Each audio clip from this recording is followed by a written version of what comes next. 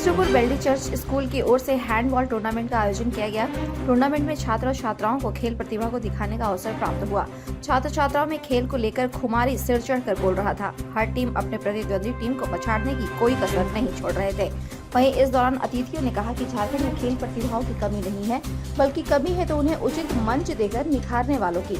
झारखंड का अधिकांश गांव देहात खेल प्रतिभाओं से भरा हुआ है, उन्हें भी उचित मंच देकर आगे बढ़ाने की जरूरत है। युवाओं को हर क्षेत्र में आगे बढ़ने के लिए प्रोत्साहित करना जरूरी है, क्योंकि युवा आगे बढ़ेगा तभी गांव, शहर, जिला, राज्य व देश मजबूत बनेगा।